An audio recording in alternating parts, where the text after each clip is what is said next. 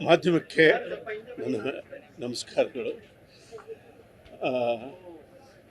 ಇದೊಂದು ಸಂಸ್ಕೃತಿಗೆ ಕೋಡು ಬರೆಸ್ಕೊಳ್ಳುವಂಥ ಒಂದು ಸಂದರ್ಭದಲ್ಲಿ ನಾವಿದ್ದೀವಿ. ಮೈಸೂರು ಅಂದರೆ ಒಂದು ಸಂಗೀತದ ಪರಂಪರೆಯ ಒಂದು ಸ್ಥಾನ.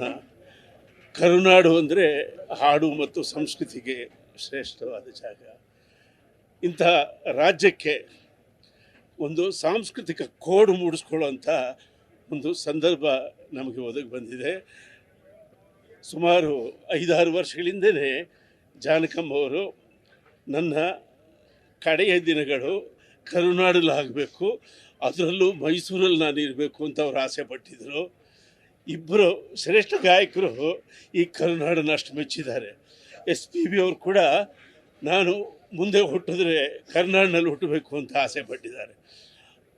ಈಕೆ ಕೂಡ ಮರುಜನ್ಮದಲ್ಲಿ ನಂಬಿಕೆ ಇತ್ತೋ ಇಲ್ಲೋ ಗೊತ್ತಿಲ್ಲ, ಅದರನ್ನೇ ಕಡೆ ದಿನಗಳು ಮೈಸೂರಲ್ಲಿ ಇರಬೇಕು ಅಂತ ಆಸೆ ಪಟ್ಟು ಅವರು ತಮ್ಮ ಶಿಷ್ಯನ ಒಂದು ಫಾರ್ಮ್ ಹೌಸ್ನಲ್ಲಿ ವಾಸ ಮಾಡಿದರು. ಈಗ ಅವರದು ಪರಿಪೂರ್ಣ ಗಾಯನ, ಸಂಪೂರ್ಣ ಜೀವನ, 88 ವರ್ಷಗಳ ಒಳ್ಳೆಯ ಜೀವನವನ್ನು ಅವರು ಕಳೆದಿದ್ದಾರೆ.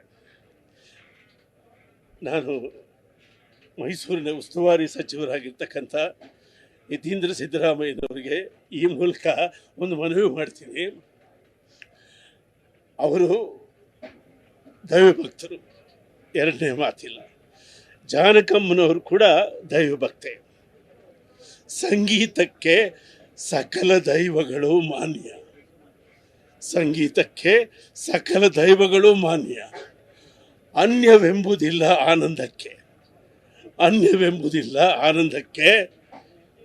ಅನ್ಯೋನ್ಯವೇ ಸರ್ವಧರ್ಮಗಳ ಸಲ್ಲಕ್ಷಣ, ಅನ್ಯೋನ್ಯವೇ ಸರ್ವಧರ್ಮಗಳ ಸಲ್ಲಕ್ಷಣ. ಈ ನೀತಿಯನ್ನು ನಮ್ಮ ತಾಯಿ ಜಾನಕಮ್ಮನವರು ಸುಮಾರು 6 ದಶಕಗಳ ಕಾಲ